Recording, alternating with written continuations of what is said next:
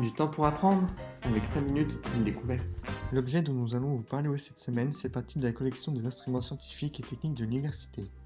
Aimez-vous la musique? Les sons agréables à l'oreille? Ce mystérieux appareil du 19e siècle était utilisé par des étudiants en physique dans le cadre de travaux pratiques sur l'acoustique. Il se nomme système acoustique, cela signifie que l'objet produit des sons. En effet, cet instrument ressemble à un orgue de la taille d'une petite coiffeuse. Afin que vous visualisiez un peu mieux, imaginez-vous une petite table composée d'un soufflet et de nombreux tuyaux. L'ensemble est constitué de bois et de métal. Son fonctionnement est en réalité très simple, mais nous allons vous le décrire de manière plus poussée.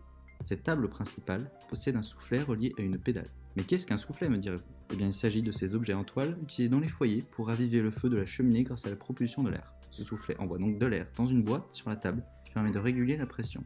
L'air est ensuite envoyé dans une autre caisse rectangulaire et trouée, nommée sommier. Ces trous sont l'emplacement pour les tuyaux sonores. Le clavier sur la table permet d'actionner ou non les soupapes pour faire passer l'air dans les tuyaux.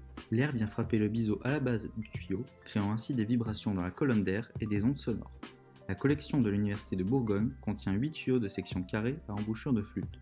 Sur la partie haute, un trou est recouvert d'une fine feuille de cuivre permettant l'observation de phénomènes vibratoires. Sous chaque tuyau se trouve un embout de forme tubulaire permettant l'adaptation du tuyau sur le sommier de la soufflerie. Chaque tuyau sonore est différent, le son produit correspondant à une note. La taille complète du système acoustique est de 1 m de haut, 77 cm de large et 52 cm de profondeur. Le poids de l'ensemble n'a en revanche pas été déterminé. L'Université de Bourgogne l'a acquis après un achat, l'objet datant de 1880, l'achat a dû être postérieur. La période de production du corps comme des tuyaux s'étend de 1875 à 1900. Le fabricant de cette incroyable machine est Rudolf König, né à Königsberg en Prusse en 1832. Il vient à Paris en 1851 pour commencer son apprentissage dans l'atelier du célèbre luthier Jean-Baptiste Vuillaume.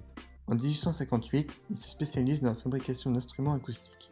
Il ouvre sa propre entreprise qui est très appréciée des physiciens comme des musiciens. Le but de M. König avec ses tuyaux sonores est de démontrer que la hauteur du son augmente, c'est-à-dire que le son est plus aigu quand la longueur des tuyaux diminue. Dans les tuyaux, on trouve des nœuds et des ventres, c'est-à-dire des points où l'air est en repos et d'autres où il est vivement agité. Pour prouver l'existence de ces nœuds, on place une chambre alimentée en gaz par un tuyau en caoutchouc. De cette chambre partent une ou plusieurs capsules qui permettent la mesure de la pression, fixées à différents endroits du tuyau, généralement une à chaque extrémité et une au centre, et sur lesquelles sont fixés des becs de gaz. La membrane constituant le fond des capsules est en contact avec l'air du tuyau et vibre donc de la même façon que lui. Après avoir allumé les becs de gaz, on fait entrer de l'air dans le tuyau. La flamme qui est en face des nœuds s'agite et s'éteint, tandis que celle qui est en face d'un ventre reste immobile. Lorsque le tuyau émet le son fondamental, c'est-à-dire le premier son musical perçu de la série des harmoniques émises par les résonances du tuyau, les deux becs extrêmes conservent une flamme stable tandis que la flamme centrale s'agite et s'éteint. La flamme s'éteint parce que l'air vibre beaucoup à cet endroit du tube. Cela correspond à un ventre de vibration.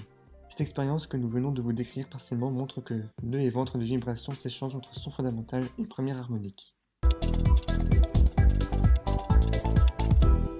Vous pourrez retrouver une photo du système acoustique ainsi que de son ensemble de tuyaux sonores sur notre page Facebook. Merci pour votre écoute et n'hésitez pas à vous abonner pour être au courant des prochains podcasts.